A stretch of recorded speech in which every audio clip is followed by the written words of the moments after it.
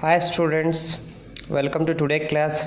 ಹಾಗಾದ್ರೆ ಇವತ್ತಿನ ಪ್ರಾಬ್ಲಮ್ಸು ಶ್ರುತಿ ಕಂಪನಿ ಅಂತೇಳಿ. ಹಾಗಾದ್ರೆ ಲಿಕ್ವಿಡೇಷನ್ ಆಫ್ ಚಾಪ್ಟರ್ ಡಿಸ್ಕಸ್ ಮಾಡ್ತಾ ಇದ್ವಲ್ವಾ.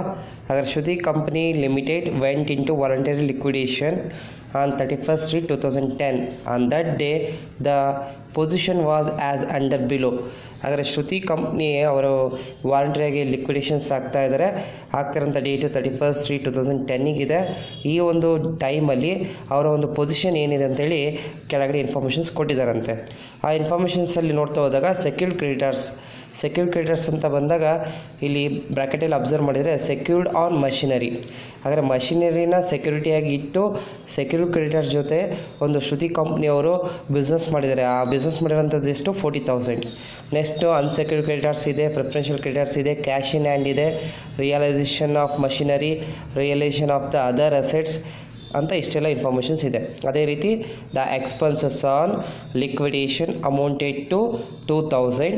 The liquidator remunerations was fixed at 3% on the amount realized on assets and 2% on amount distributed to unsecured creditors.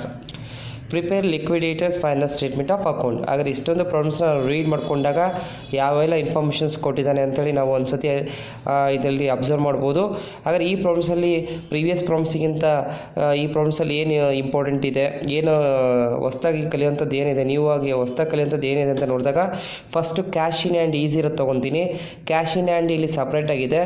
Realisation on machinery, realisation of other asset ಅಂತೇಳಿ ಸಪ್ರೇಟಾಗಿದೆ. ಹಾಗಾದರೆ last ಪ್ರಾಬ್ಲಮ್ಸಲ್ಲಿ asset ರಿಯಲೈಸೇಷನಲ್ಲಿ cash in ಹ್ಯಾಂಡನ್ನ ಕೊಟ್ಟಿದ್ದರು, but ಇಲ್ಲಿ ಸಪ್ರೇಟಾಗಿ ಕೊಟ್ಟಿರೋದ್ರಿಂದ ಇದನ್ನು ನೀವು ಕ್ಯಾಶ್ ಇನ್ ಹ್ಯಾಂಡ್ ಸಪ್ರೇಟಾಗಿ ಬರೀಬೇಕು. ಅಸೆಟ್ ರಿಯಲೈಸೇಷನ್ ಅಂತೇಳಿ ಮಷಿನರಿ ಮತ್ತು ಅಸೆಟ್ ರಿಯಲೈಸೇಷನ್ ಅದರ್ ಅಸೆಟ್ ಅಂತ ಕೊಟ್ಟಿರೋಂಥ ಸಪ್ರೇಟ್ ಈ ಅಸೆಟ್ ರಿಯಲೈಸೇಷನಲ್ಲಿ ಮಷಿನರಿ ಅದರ್ ಅಸೆಟ್ನ ಆ್ಯಡ್ ಮಾಡಿ ಬರ್ಕೋಬೇಕು. ಹಾಗಾದರೆ ಇದರಲ್ಲೇ ಕ್ಯಾಶ್ ಇನ್ ಹ್ಯಾಂಡ್ ತೊಗೊಂಡಿದ್ವಿ ಲಾಸ್ಟ್ ಪ್ರಾಬ್ಲಮ್ಸಲ್ಲಿ, ಯಾಕಂದರೆ ಅಸೆಟ್ ರಿಯಲೈಸೇಷನಲ್ಲಿ ಕೊಟ್ಟಿದ್ದರು, ಬಟ್ ಇಲ್ಲಿ ಈ ಸಪ್ರೇಟ್ ಕೊಟ್ಟಿರೋದ್ರಿಂದ ನಾನು ಸಪ್ರೇಟ್ ತೊಗೊತಾ ಇದ್ದೀನಿ. ಈ ಪ್ರಾಬ್ಲಮ್ಸಲ್ಲಿ ಇದೊಂದು ಫಸ್ಟ್ ಪಾಯಿಂಟ್ ಆಗುತ್ತೆ. ಇದು ಬಿಟ್ಟು ಇನ್ನೊಂದು ಏನಪ್ಪ ಅಂದರೆ ಸೆಕ್ಯೂರ್ಡ್ ಕ್ರೆಡಿಟರ್ಸ್ ಹತ್ರ ನಾವು 40,000 ಬಿಸ್ನೆಸ್ ಮಾಡಿದ್ದಕ್ಕೆ ನಮ್ಮ ಬಿಸ್ನೆಸ್ಸಿಗೆ ಏನು ಮಾಡಿದ್ದೀವಿ 40,000ಗೆ ವ್ಯಾಲ್ಯೂಗೆ ಮಷಿನರಿನ ನಾವು ಸೆಕ್ಯೂರಿಟಿಯಾಗಿ ಕೊಟ್ಟಿದ್ವಿ. ಅಮೌಂಟ್ ಕೊಡೋದಕ್ಕೆ ಆಗಲ್ಲ ಅಂಥೇಳಿ ಒಂದು ಮಷಿನರಿನ ಪ್ಲೆಡ್ಜ್ ಮಾಡಿದ್ವಿ. ಬಟ್ ಆದರೆ ಬಿಸ್ನೆಸ್ ಕ್ಲೋಸ್ ಮಾಡ್ತಿರೋದ್ರಿಂದ ಈ ಡೇಟಿಗೆ ನಮ್ಮ ಬಿಸ್ನೆಸ್ಸಿನ ಮಷೀನು ನಾವು ಏನು ಸೆಕ್ಯೂರಿಟಿ ಇಟ್ಟಿಲ್ಲ ಅದನ್ನೇನಾದರೂ ರಿಯಲೈಸೇಷನ್ ಮಾಡಿದಾಗ ಅದ್ರ ವ್ಯಾಲ್ಯೂ ಎಷ್ಟು ಬರುತ್ತೆ ಅಂತ ನೋಡಿದರೆ ಆ ಮಷಿನರಿ ರಿಯಲೈಸೇಷನ್ ಆಗ್ತಿರೋದು ಓನ್ಲಿ 35,000ಗೆ. ಹಾಗಾದರೆ ನಾವು ಅವ್ರಿಗೆ ಕೊಡಬೇಕಾಗಿರೋದು 40,000 ಇದೆ, ಬಟ್ ಅವ್ರಿಗೆ ಕೊಡಬೇಕಾಗಿರೋ 40,000ಗೆ ಏನು ಪ್ಲೆಡ್ಜ್ ಮಾಡಿದ್ದೇವಲ್ಲ ಆ ಮಷಿನರಿ ಓನ್ಲಿ 35,000ಗೆ ಹೋಗ್ತಾ ಇದೆ. ಹಾಗಾದರೆ ಕೊಡಬೇಕಾಗಿರೋ 40,000ಗಿಂತ 35,000ಗೆ ಸೇಲ್ ಆಗ್ತಿದೆ. ಹಾಗಾದರೆ ಅವ್ರಿಗೆ ಕೊಡೋದಕ್ಕಿನ್ನೂ 5,000 ಶಾರ್ಟೇಜ್ ಆಗುತ್ತೆ. ಆ ಶಾರ್ಟೇಜ್ ಆಗೋದನ್ನು ನಾವು ಡೆಫಿಷಿಯನ್ಸಿ ಅಂತೇಳಿ ಕರಿತೀವಿ. ನೋಡಿ ಇಲ್ಲಿ ಅಬ್ಸರ್ವ್ ಮಾಡಿ, ಸೆಕ್ಯೂರ್ಡ್ ಕ್ರೆಡಿಟರ್ಸಿಗೆ 40,000 ಕೊಡಬೇಕಿತ್ತು, ಬಟ್ ಆದರೆ ಆ 40,000 ಕೊಡೋದಕ್ಕೆ ಅವ್ರ ಹತ್ರ ಮಷಿನರಿ ಪ್ಲೆಡ್ಜ್ ಮಾಡಿದ್ವಲ್ಲ ಅದನ್ನು ನಾವು ರಿಯಲೈಸ್ ಸೇಲ್ ಮಾಡಿದರೆ ಅದು 35,000ಗೆ ಅಷ್ಟೇ ಹೋಗ್ತಾ ಇದೆ. ಹಾಗಾದರೆ 40,000ಅಲ್ಲಿ ಪ್ಲೆಡ್ಜ್ ಮಾಡಿರೋದು 35,000ಗೆ ಅಷ್ಟೇ ಮಷಿನ್ ಹೋಗ್ತಿರೋದ್ರಿಂದ ಇನ್ನೂ 5,000 ನಾವು ಡೆಫಿಸಿಟ್ ಇದೆ, ಆದರೆ ಕೊಡೋದಕ್ಕೆ ಅಷ್ಟು ದುಡ್ಡಿಲ್ಲ ಅಂತೇಳಿ ನಮಗೆ ಇಲ್ಲಿ ಗೊತ್ತಾಯಿತು. ಹಾಗಂತ ಇದನ್ನು ಬಿಡೋಂಗಿಲ್ಲ, ಇದನ್ನು ದುಡ್ಡು ಕೊಡಬೇಕು ನಾವು ಅವರಿಗೆ. ಆದರೆ ಅವರಿಗೆ 40,000 ಕೊಡೋದಕ್ಕೆ ನಾವು ಮಷಿನ್ ಏನು ಪ್ಲೆಡ್ಜ್ ಮಾಡಿದ್ವಿ ಅದು ಸೆಕ್ಯೂರಿಟಿ ಬೇಸ್ ಮೇಲೆ 35,000 ಅಷ್ಟೇ ರಿಕವರ್ ಮಾಡ್ಕೊಂತು. ಹಾಗಾದರೆ ಇನ್ನೂ 5,000 ಅದು ಸೆಕ್ಯೂರಿಟಿ ಬೇಸ್ ಮೇಲೆ ರಿಕವರ್ ಮಾಡ್ಕೊಂಡಿಲ್ಲ. ಹಾಗಾದರೆ ಅದು ಅನ್ಸೆಕ್ಯೂರ್ಡ್ ಆಗುತ್ತೆ. ಸೆಕ್ಯೂರಿಟಿ ಓನ್ಲಿ 35 ಆದರೆ ರಿಮೈನಿಂಗ್ ಬ್ಯಾಲೆನ್ಸ್ ಏನಾಗುತ್ತೆ ಸೆಕ್ಯೂರ್ಡ್ ಆಗಲ್ಲ, ಅನ್ಸೆಕ್ಯೂರ್ಡ್ ಆಗುತ್ತೆ. ಹಾಗಾದರೆ ಈ ಅನ್ಸೆಕ್ಯೂರ್ಡ್ 5,000ನ ಅನ್ಸೆಕ್ಯೂರ್ಡ್ ಕ್ರೆಡಿಟರ್ಸಿಗೆ ಕೊಡೋಂಥ 80,000 ಕೊಡೋಂಥ ಟೈಮಲ್ಲಿ ಇಲ್ಲಿ ಸೆಕ್ಯೂರಿಟಿ ಬೇಸ್ ಮೇಲೆ ಕವರ್ ಆಗದೇ ಇರೋಂಥ ಅನ್ಸೆಕ್ಯೂರ್ಡ್ ವ್ಯಾಲ್ಯೂನ ನಾವು ಅನ್ಸೆಕ್ಯೂರ್ಡ್ ಕ್ರೆಡಿಟರ್ಸಿಗೆ 80,000ಗೆ ಆ್ಯಡ್ ಮಾಡಿಕೊಂಡು ಆ 85,000ನ ಲಾಸ್ಟ್ಗೆ ಕೊಡೋಂಥ ಟೈಮಲ್ಲಿ ಆ್ಯಡ್ ಮಾಡ್ಕೊಂಡು ಕೊಡಬೇಕಾಗುತ್ತೆ. ಇದೇ ವೆರಿ ಇಂಪಾರ್ಟೆಂಟ್ ಈ ಪ್ರಾಬ್ಲಮ್ಸಲ್ಲಿ ಅಂತ ಹೇಳೋದಕ್ಕೆ ಇಷ್ಟಪಡ್ತಿದ್ದೀನಿ. ಸೊ ಅರ್ಥ ಆಗಿದೆ ಅಂತ ಅಂದ್ಕೊಂಡಿದ್ದೀನಿ. ಸೊ ಓಕೆನಾ, ಇಂಪಾರ್ಟೆಂಟ್ ಇದು. Okay, observe ಮಾಡಿದ್ರಲ್ವಾ. ನೆಕ್ಸ್ಟ್ ಹಾಗಾದರೆ ಇದನ್ನು ನಾವು ಇಲ್ಲಿ ಅಬ್ಸರ್ವ್ ಮಾಡ್ತಾ ಹೋಗಿ ಸೆಕ್ಯೂರ್ಡ್ ಕ್ರೆಡಿಟರ್ಸಿಗೆ ನಾವು 40,000 ಕೊಡಬೇಕಿತ್ತು, ಬಟ್ ಅದು ರಿಯಲೈಸೇಷನ್ ಆಗ್ತಿರೋದು 35,000 ಅಷ್ಟೇ. ಹಾಗಾದರೆ 35,000 ಆಗಿರೋದ್ರಿಂದ ರೆಸಿಪ್ಟ್ ಸೈಡ್ ಸೇಲ್ ಆಗಿದೆ ಅಂತ ಬರ್ಕೊಂಡಿರೋ ಅಮೌಂಟ್ನೇ ಅವ್ರಿಗೆ ಪೇಮೆಂಟ್ ಮಾಡೋದಕ್ಕಾಗೋದಂತ ಅಷ್ಟೇ ಬರ್ಕೋಬೇಕು. ಹಾಗಾದರೆ ಈ 40,000ಅಲ್ಲಿ 35,000 ಪೇ ಮಾಡಿದರೆ ಇನ್ನು 5,000 ಒಂದು ಸೆಕ್ಯೂರಿಟಿ ಬೇಸ್ ಮೇಲೆ ಕವರ್ ಆಗಲಿಲ್ಲಲ್ಲ, ಅದನ್ನು ಅನ್ಸೆಕ್ಯೂರ್ಡ್ ಕೊಡೋಂಥ ಅಮೌಂಟಲ್ಲಿ ಆ್ಯಡ್ ಮಾಡ್ಕೊಂಡ್ವಲ್ಲ 80,000ಗೆ 5,000 ಆ್ಯಡ್ ಮಾಡ್ಕೊಂಡ್ವಿ. ಅದನ್ನು ವರ್ಕಿಂಗ್ ನೋಟ್ ತೋರಿಸಿದ್ದೀನಿ ನಿಮಗೆ. ಓಕೆ, ಅದ್ರಿಗೆ ಹಾಗಾಗಿ ಇಲ್ಲಿ ಫಸ್ಟ್ ಒನ್ ಕಂಪ್ಲೀಟ್ ಆಗುತ್ತೆ. ಇದಾದಮೇಲೆ ಲಿಕ್ವಿಡೇಷನ್ ಎಕ್ಸ್ಪೆನ್ಸಸ್ ಇದೆ, ಲಿಕ್ವಿಡೇಟೆಡ್ ರೆಮ್ಯುನರೇಷನ್ಸ್ ಇದೆ. ನೀವು ಲಿಕ್ವಿಡೇಟೆಡ್ ರೆಮ್ಯುನರೇಷನ್ಸ್ ಫಸ್ಟ್ ಬರದೇ ಬೇಕಾದ್ರೆ ಲಿಕ್ವಿಡೇಷನ್ ಎಕ್ಸ್ಪೆನ್ಸಸ್ ಬರಿಬೋದು, ಏನು ಪ್ರಾಬ್ಲಮ್ ಇಲ್ಲ. ಹಾಗಾದರೆ ಲಿಕ್ವಿಡೇಟೆಡ್ ರೆಮ್ಯುನರೇಷನ್ಸ್ ಬಂದಾಗ ಇಲ್ಲಿ 3% ಅಸೆಟ್ ರಿಯಲೈಸೇಷನ್ ಬೇಸ್ ಮೇಲೆ ಕೊಡಿ ಅಂತೇಳಿ ನಾವು ಸೆಂಟೆನ್ಸ್ನ ರೀಡ್ ಮಾಡಿದ್ವಿ. ಹಾಗಾದರೆ ಅಸೆಟ್ ರಿಯಲೈಸೇಷನ್ ಬಂದಿರೋದು 60,000. ಈ 60,000 ಕ್ಯಾಶ್ ಇನ್ ಹ್ಯಾಂಡ್ ಇನ್ಕ್ಲೂಡ್ ಆಗಿರಲ್ಲ. ಓನ್ಲಿ ಅಸೆಟ್ ರಿಯಲೈಸೇಷನ್ ಬಂದಿರೋದು ಮಷಿನರಿ, ಅದರ್ ಅಸೆಟ್ ಅಷ್ಟೇ. ಲಾಸ್ಟ್ ಪ್ರಾಬ್ಲಮ್ಸಲ್ಲಿ ಕ್ಯಾಶ್ ಇನ್ ಹ್ಯಾಂಡ್ ಆ್ಯಡ್ ಆಗಿತ್ತು, ಬಟ್ ಇದು ಸಪ್ರೇಟ್ ಇರೋದ್ರಿಂದ ಇದು ಸಪ್ರೇಟಾಗಿ ಬರ್ಕೊಂಡು ಅಸೆಟ್ ರಿಯಲೈಸೇಷನ್ ಲೀಸ್ಟ್ ಬೇರೆ ಕೊಟ್ಟಿರೋದ್ರಿಂದ ಲೀಸ್ಟ್ ಬೇರೆ ತೊಗೊಂಡಿದ್ದೀವಿ. ಹಾಗಾದರೆ ಇಲ್ಲಿ 62,000 ಬರಲ್ಲ, ಓನ್ಲಿ 60,000 ಅಸೆಟ್ ರಿಯಲೈಸೇಷನ್ ಆಗುತ್ತೆ. ಹಾಗಾದರೆ ಈ 60,000ಗೆ 3% ಅಮೌಂಟನ್ನ ನಾವು ಪೇ ಮಾಡ್ತಾ ಇದ್ದೀವಿ. ಇದಾದಮೇಲೆ ಇಲ್ಲಿ ನೆಕ್ಸ್ಟು ಬರೋವಂಥ ಇನ್ಫಾರ್ಮೇಷನ್ಸ್ ನಾವು ನೋಡಬೇಕಾಗುತ್ತೆ. ಹಾಗಾದರೆ ಇಲ್ಲಿ ನೆಕ್ಸ್ಟ್ ರೆಮ್ಯುನರೇಷನ್ಸ್ ನೋಡೋದಾದರೆ ಅನ್ಸೆಕ್ಯೂರ್ಡ್ ಕ್ರೆಡಿಟರ್ಸ್ ಬೇಸ್ ಮೇಲೆ 2% ಕೊಡಿ ಅಂತ ಹೇಳಿದ್ದಾರೆ. ಅವ್ರಿಗೆ ಕೊಡೋಂಥ ಅಮೌಂಟ್ ಅವೈಲಬಿಲಿಟಿ ಬೇಸ್ ಮೇಲೆ ಅಂತ ಹೇಳಿದ್ದಾರೆ. ಬಟ್ ಇಲ್ಲಿ other than preferential shares creditors ಅಂತ ಹೇಳಿಲ್ಲ. ಅದರ್ ದ್ಯಾನ್ ಪ್ರಿಫರೆನ್ಷಿಯಲ್ ಕ್ರೆಡಿಟರ್ಸ್ ಅಂದರೆ ಅವ್ರನ್ನ ಬಿಟ್ಟು ಇವ್ರ ಮೇಲೆ ಅಮೌಂಟ್ ಕೊಡಿ ಅಂತ ಅಷ್ಟೇ ಆಗ್ತಿತ್ತು. ಬಟ್ ಈ ಪ್ರಾಬ್ಲಮ್ಸಲ್ಲಿ ಏನು ಹೇಳಿಲ್ಲ ಅಂದರೆ ಅನ್ಸೆಕ್ಯೂರ್ಡ್ ಕ್ರೆಡಿಟರ್ಸ್ ಕೊಡೋಂಥ ಅಮೌಂಟ್ ಬೇಸ್ ಮೇಲೂ ಕೊಡಬೇಕು, ಪ್ರಿಫರೆನ್ಷಿಯಲ್ ಕ್ರೆಡಿಟರ್ಸು ಕೊಡಬೇಕು. ಇದು ಇಂಪಾರ್ಟೆಂಟ್ ಈ ಪ್ರಾಬ್ಲಮ್ಸಲ್ಲಿ. ಅಲ್ಲಿ ಅದರ್ ದ್ಯಾನ್ ಅಂದರೆ ಪ್ರಿಫರೆನ್ಷಿಯಲ್ ಕ್ರೆಡಿಟರ್ಸ್ ಬಿಟ್ಟು ಅನ್ಸೆಕ್ಯೂರ್ಡ್ ಕ್ರೆಡಿಟರ್ಸಿಗೆ ಕೊಡೋಂಥ ಅಮೌಂಟ್ ಬ್ಯಾಲೆನ್ಸ್ ಮೇಲೆ ಸಫಿಷಿಯೆಂಟ್ ಇನ್ಸಫಿಷಿಯೆಂಟ್ ನೋಡಿ ಕೊಡ್ತಾ ಇದ್ವಿ. ಬಟ್ ಇಲ್ಲಿ ಅದರ್ ದ್ಯಾನ್ ಅಂತ ಹೇಳಿಲ್ಲ ಅಂದರೆ ಅನ್ಸೆಕ್ಯೂರ್ಡ್ ಕ್ರೆಡಿಟರ್ಸ್ ಅಂತ ಅಷ್ಟೇ ಹೇಳಿದ್ದಾರೆ. ಅಂದರೆ ಹೆಸರಿಗೆ ಮಾತ್ರ ಇದು ಅನ್ಸೆಕ್ಯೂರ್ಡ್ ಕ್ರೆಡಿಟರ್ಸ್ ಆಗಿರುತ್ತೆ. ಬಟ್ ಇಲ್ಲಿ ಪ್ರಿಫರೆನ್ಷಿಯಲ್ ಕ್ರೆಡಿಟರ್ಸ್ ಬೇಸ್ ಮೇಲೂ 2% ಕೊಡಬೇಕು. 1 ಪಾಯಿಂಟ್. ನೆಕ್ಸ್ಟ್ ಪಾಯಿಂಟ್, ಅನ್ಸೆಕ್ಯೂರ್ಡ್ ಕ್ರೆಡಿಟರ್ಸಿಗೆ ಕೊಡಬೇಕಾಗಿರೋ ಅಮೌಂಟ್ ಬೇಸ್ ಮೇಲೂ ಕೊಡಬೇಕು.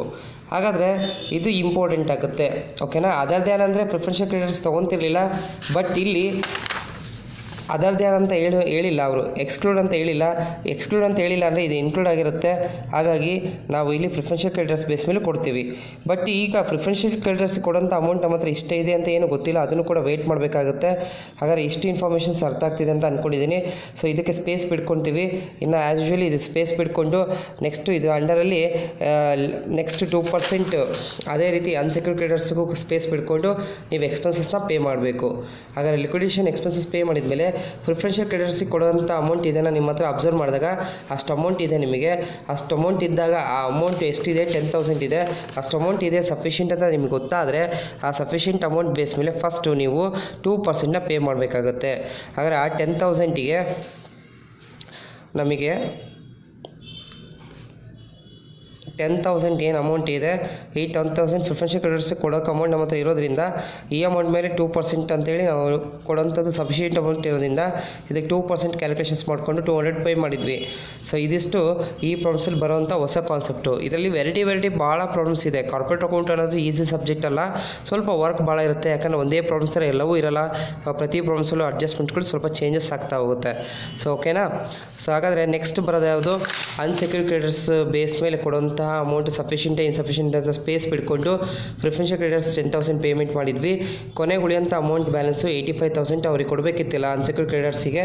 ಈ ಅಮೌಂಟು ನಮ್ಮ ಹತ್ರ ಇದೇನಾ ಅಂತ ನೋಡಿದಾಗ ಸೊ ಅದು ಕ್ಯಾಲ್ಕುಲೇಷನ್ಸ್ ಮಾಡ್ಕೊಳ್ಳೋದು ನಿಮಗೆ ಹೇಳ್ಕೊಟ್ಟಿದ್ದೀನಲ್ವಾ.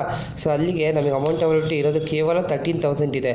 ಅವ್ರಿಗೆ ಕೊಡಬೇಕಾಗಿರೋದು 85,000, ನಮ್ಮ ಹತ್ರ ಇರೋದು 13,000. ಹಾಗಾದರೆ ಸಫಿಷಿಯೆಂಟ್ ಇಲ್ಲ, ಇನ್ಸಫಿಷಿಯೆಂಟ್ ಇದೆ. ಯಾವಾಗ ಇನ್ಸಫಿಷಿಯೆಂಟ್ ಇರುತ್ತೆ, ಫಾರ್ಮುಲಾ ಏನಾಗುತ್ತೆ, rate of commission divided by 100 plus rate of commissions ಬರುತ್ತೆ. ಈ ಫಾರ್ಮುಲಾ ಪ್ರಕಾರ ಈ ಕೊಡಬೇಕಾಗಿರೋ 13,000 ಅವ್ರಿಗೆ ಕೊಡೋಕ್ಕಿಂತ ಮೊದಲೇ ಈ 13,000ನ ನಾವು ಫಸ್ಟ್ ಏನು ಮಾಡಬೇಕಾಗುತ್ತೆ, ರೆಮ್ಯುನರೇಷನ್ಸ್ ಕ್ಯಾಲ್ಕುಲೇಷನ್ಸ್ಗೆ ಯೂಸ್ ಮಾಡ್ಕೋಬೇಕು. ಹಾಗಾದರೆ 13,000 2/100 ಅಲ್ಲ 2/102ನ ಯೂಸ್ ಮಾಡಿಕೊಂಡು 255ನ ನಾವು ಇಲ್ಲಿ ಪೇಮೆಂಟ್ ಮಾಡಿದ್ದೇವೆ. ಸೊ ಇಲ್ಲಿ ಕಾಣ್ತಾ ಇದೆ ನೋಡಿ, ಅಬ್ಸರ್ವ್ ಮಾಡಿ 255. ಇದಕ್ಕೂ ಮೊದಲೇ ಮಾಡಿರೋಂಥದ್ದು ರೆಮ್ಯುನರೇಷನ್ಸು 2/100 ಇತ್ತು. ಯಾಕಂದರೆ ಅದು ಪ್ರಿಫರೆನ್ಷಿಯಲ್ ಕ್ರೆಡಿಟರ್ಸ್ ಬೇಸ್ ಮೇಲೆ ಇತ್ತು.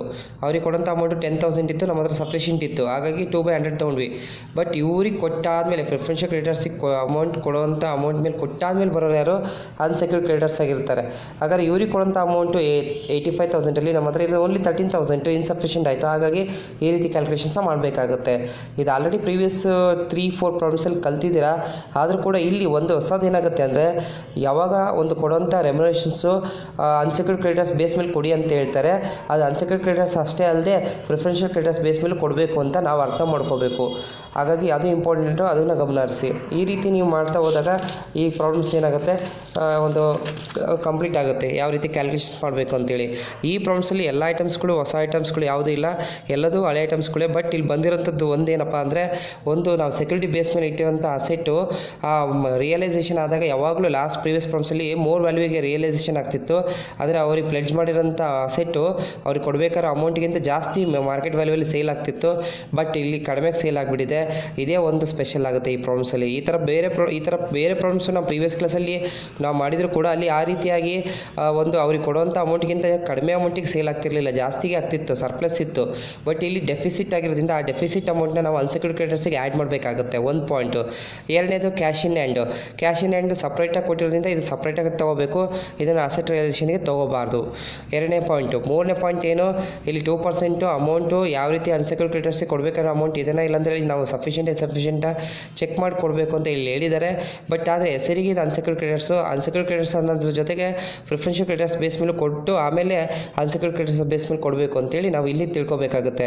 ಯಾಕಂದರೆ ಅನ್ಸೆಕ್ಯೂರ್ಡ್ ಕ್ರೆಡಿಟರ್ಸ್ ಅಂದರೆ preferential creditors plus unsecured creditors both ಆಗಿರ್ತಾರೆ. ಇಲ್ಲಿ ಅದರ್ ದ್ಯಾನ್ ಅಂದರೆ ಅವ್ರು ಬಿಟ್ಟು ಕೊಡಿ ಅಂತೇಳಿ ನೋಡ್ತಾ ಇದ್ವಿ ಪ್ರಿವಿಯಸ್ ಪ್ರಾಬ್ಲಮ್ಸಲ್ಲಿ. ಬಟ್ ಇಲ್ಲಿ ಅದರ್ ದ್ಯಾನ್ ಅಂತ ಏನೂ ಹೇಳಿಲ್ಲ. ಹಾಗಾಗಿ ಈ ಪ್ರಾಬ್ಲಮ್ಸ್ನ ಈ ರೀತಿ ಮಾಡಬೇಕಾಗುತ್ತೆ. ಇಲ್ಲಿ ಯಾವುದಕ್ಕೆ ಇಂಪಾರ್ಟೆನ್ಸ್ ಕೊಡಬೇಕು ಅಷ್ಟೇನು ಇಂಪಾರ್ಟೆನ್ಸ್ ಕೊಟ್ಟು ನಾನು ಇಲ್ಲಿ ಪ್ರಾಬ್ಲಮ್ಸಲ್ಲಿ ಎಕ್ಸ್ಪ್ಲೇಷನ್ಸ್ ಮಾಡಿದ್ದೀನಿ. ಈ ಪ್ರಾಬ್ಲಮ್ಸ್ನ ಬೇಸಾಗಿ ಇಟ್ಕೊಂಡು ನೀವು ಇದೇ ಪ್ರಾಬ್ಲಮ್ಸ್ನ ನೀವೇನು ಮಾಡಿ ಸಾಲ್ವ್ ಮಾಡಿ. ಇಲ್ಲಿ ಸಾಲ್ವ್ ಮಾಡಿದಾಗ ಇಲ್ಲಿ ಕ್ವಶನ್ ಸೊಲ್ಯೂಷನ್ಸ್ ಇರೋದ್ರಿಂದ ನಿಮಗೆ ಏನಾದರೂ ಮಾಡಬೇಕಾದ್ರೆ ಪ್ರಾಬ್ಲಮ್ಸಲ್ಲಿ ನಿಮಗೆ ಮಿಸ್ಟೇಕ್ಸ್ ಆದರೆ ನಿಮಗೆ ಹೆಲ್ಪಿಗಂತ ಈ ಪ್ರಾಬ್ಲಮ್ಸು ಸೊಲ್ಯೂಷನ್ಸ್ ಇರುತ್ತೆ. ಇದ್ರ ಮೇಲೆ ಡೌಟ್ಸ್ ಇದ್ದರೆ ನೀವು ಅಲ್ಲಿ ಮೆಸೇಜ್ ಮಾಡ್ಬೋದು, ಕಮೆಂಟ್ ಹಾಕಿದರೆ ನಾನು ಅದಕ್ಕೆ ರಿಪ್ಲೈ ಕೊಡ್ತಾ ಹೋಗ್ತೀನಿ. ಓಕೆನಾ? ಸೊ ಹಾಗಾದರೆ ಈ ಕ್ಲಾಸನ್ನು ನಾನು ಸ್ಟಾಪ್ ಮಾಡ್ತಾಯಿದ್ದೀನಿ. Thank you.